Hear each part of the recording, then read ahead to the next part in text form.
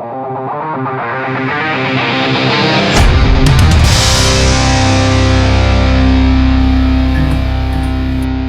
guys! Hey!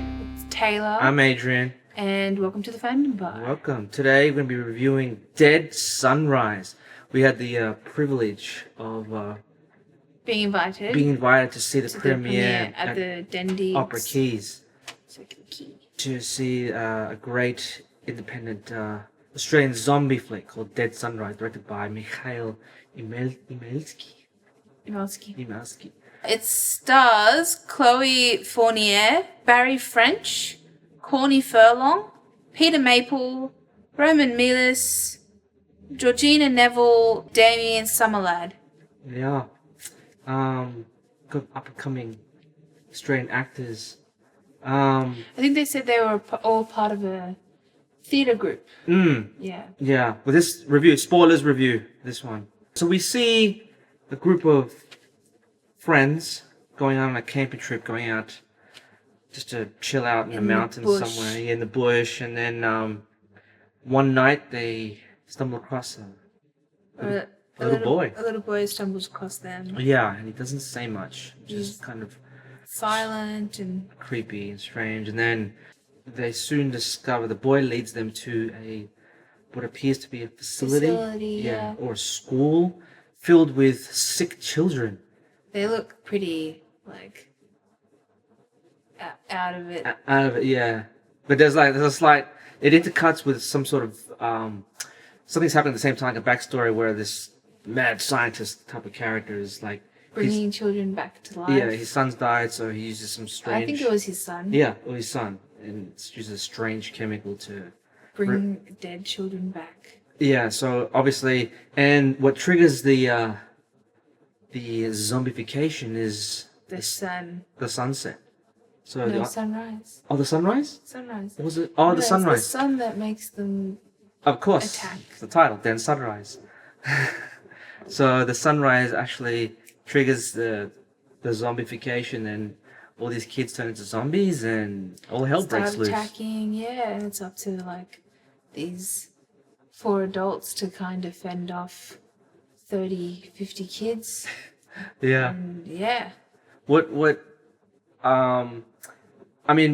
struck me about this film was the interesting uniqueness of having the sunrise causing these children to die and reanimate, become zombies. So obviously whatever chemical this scientist used had strange purposes or whatever. He actually dug up some kids from the grave. Yeah. Scenes about him digging up kids. And it's like, the typical crazy scientist saying, "Look out!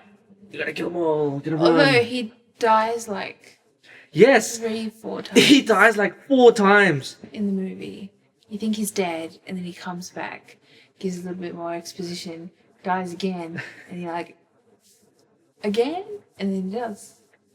Yeah, it's interesting to see these characters, how they deal with seeing, kids, attacking them. I mean, we don't normally see, children becoming, a zombie kids film. I mean, the last zombie kids film was last year with Elijah Wood's Cooties. You seen Cooties? No, I haven't. That's like, kids come back to life and attacking the humans. But that's more of a horror comedy. But yeah, they use these kids well, like to attack kids would be scary, but I'd have no problems like whacking them off. Yeah, and they get destroyed in unique ways. Yeah, very unique. I guess what we should also talk about is like the production of it. It was shot shoestring style. Yeah, shoestring budget. They only did it in a couple of weeks. Yeah. They filmed in 3 weeks. But it took like 4 years to complete, pretty much. The poor guy, his house burned down. Yeah. Save the hard drives! Can you imagine if you lost your feature? Yeah, if I lost my feature, let's say I'll just become an accountant or sell hot dogs or something. There's no point. You die on the inside. Yeah. You just might as well go into the building, lie down, and take me with you. I'd have to give you the camera and just do a high shot of me going, no. No. That'd be terrible. So and the special makeup effects by Kat Watson, who is also Catastrophic Events. Yeah. So pretty good makeup.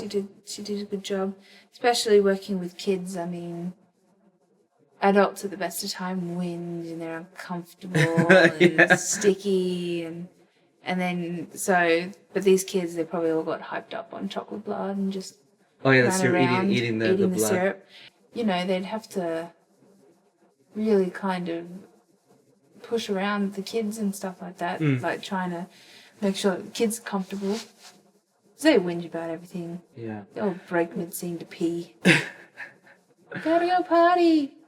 The scenes when the kids were attacking the humans, I mean, you know, and it was good. I mean, you know, you've seen a lot of zombie films, and you have the similar situations. I mean, you know what's going to happen. But what I was a bit confused was the zombie lore. I mean, your typical zombie lore: you get bitten, become a zombie. But this one had not exactly the same kind of... I don't know if you could call this exactly a zombie genre. I would go more of like... virus? Like a virus or like a mutated thing. Like, yes, they're dead and they've come back, but there's a little bit of biting and you'll come back, which we see like towards the end, but we don't really know like the continuations on from that. So, no. But I mean, the professor got eaten like 4 times and died 4 times. I mean, he came back. Yeah, but he's the only one. But is that because he was exposed to the chemicals as well while he was making the kids, or? And it wasn't clear what reanimated. I mean, you could see him dunking the kids in these chemicals, and they all came back to life. But what I wanted to know more about who this guy was. Was he a scientist? Was he just a crazy father who knew science? You know, backyard reanimation, or does he already have a history in this kind of thing? Is it something he's been kicked out of a medical lab for? Yeah, I wanted to see more of that, like more the backstory of that. Yeah. There was a lot of, I guess, Aussie humour. Yeah. And that kind of took up the bulk of the first, I guess, hour of the movie and stuff. And I guess if I had done it, it could have been kind of reshifted to that kind of more story and... But it had that kind of 80s TNA feeling to it. Yeah. I mean, the main character, it wasn't clear. Did he have some sort of psychological problem? No, it appeared like at the beginning when his wife? But his wife, and then he wakes up. They're trying to, or his girlfriend. They're trying to call him, and he's not. And then he snaps out of it, and then I wanted to know more about him and like what's his history, because they made him sound like towards when he discovers the kids and they brings the group of people to the facility and then all the kids are gone. They make him out like he's crazy, so it's got that crazy theme running through it. Yeah. But when he gets drunk and has that kind of like outburst type thing, you just kind of don't understand where he stands, and I guess that kind of detracted because he dies in the end, or at least you think he does. He gets stabbed in the neck by his friend by accident. And then that's the thing. Like, I wanted to know more. Like, okay, you got a facility full of zombies. He gets bitten, and certain people escape, and it's like, okay, so is this gonna spread? Is it gonna spread? I wanted to see. I love seeing the news footage. You know, epilogue. You know, city under siege kind of thing. But for an indie film, you know, it was good.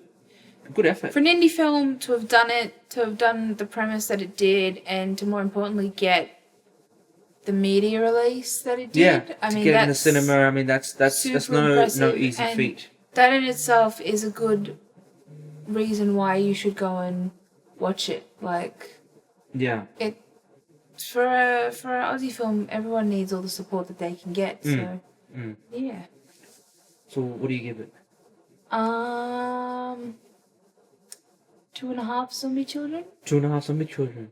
For the actual movie wise. Yeah. Yes. But A for effort. Yeah, I mean, you know, with every indie film, you know, you're going to come across, you know, production limitations and stuff like that. I mean, but yeah, A for effort, definitely. So I'll give it 3. Okay. 3 zombie children. Cool. Dead Sunrise, hopefully will be released at some point. DVD, get out into the world. Maybe have an internet release, iTunes or something like that. Maybe. Keep your eyes posted. We'll update our Facebook page with any kind of that information. So make sure you like our Facebook page. Share it. Subscribe to our YouTube. Like our Twitter. Follow us on Twitter. And we'll catch you next time. See yous. Bye.